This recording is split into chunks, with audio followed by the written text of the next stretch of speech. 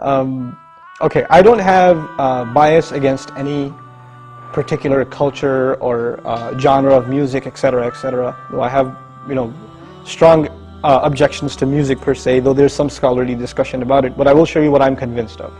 I think nowadays music is probably one of the easiest means to lose your moral sense.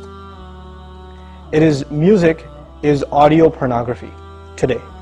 That's what it is. It's explicit, it's shameless, it's vulgar, it takes your sense of humanity away from you, it makes you look at women as objects, worse than animals. And these people are talking about women like they're talking about, an animal, really. It objectifies women, and especially I've noticed a lot of the brothers that I know of, Muslims, that are really into the hip-hop scene, and they're kind of doing the hifz of the song, right? They're memorizing the song, and they're really good at reciting it with perfect tajweed too, right? And so they do that, and it's just horrible language, horrible, horrific language. The only simple response I have to that, if you have any regard for the book of Allah, that you really think it's from Allah, بِئْسَ الْإِسْمُ الْفُسُوقُ بَعْدَ الْإِيمَانِ. Even the name, the mention, the word for something bad is terrible once you have faith. Even the mention of something terrible is horrible for you, it's harmful for you after you have faith. You have to have a clean tongue. You have to say what قُلْ لِعِبَادِي يَقُولْ الَّتِي هِيَ أَحْسَنُ. Tell my slaves to say that which is the best. Say what is the best. Say good things from your mouth. So this is the first thing. When you say horrible things and you say things that are in direct contradiction to the moral gauge Allah gifted us with, then obviously you're deviating from your natural fitrah, your predisposition to turn to Allah. And when you constantly listen to garbage like that, then you get deviated.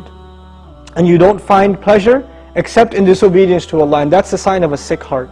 So one has to distance themselves from this. This is the first step. And I'll tell you, this is my personal measure, this is not a fatwa, it's my personal analysis, you don't have to take it. But if a person finds listening to the Qur'an annoying, after they've been listening to hip-hop and this and that for a long time, and as soon as somebody puts the Qur'an on in the car, you know what to say? Oh man, turn that off, man, I don't want to, I just want to talk.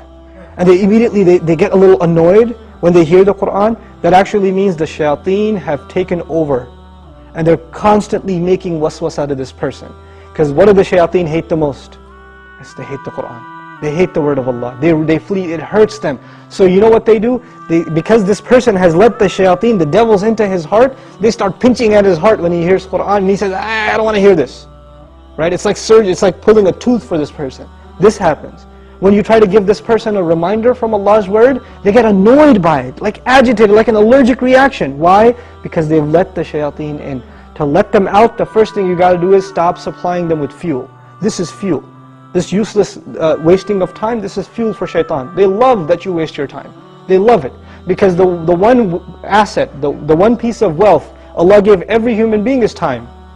And what is music and TV and YouTube and Facebook and MySpace and like Twitter and whatever else? If you're spending hours and hours and hours on this stuff, what is it except destroying your time? It's taking that one asset away from you. Shaitan would love nothing more. May Allah subhanahu wa ta'ala give you the strength to get away from these temptations. My advice that I keep going over, I can't get enough of giving this advice, find better friends. Find company that is not into these things and try to spend more time with them, and inshallah you'll wean yourself off of these habits. Bi-idhnillah.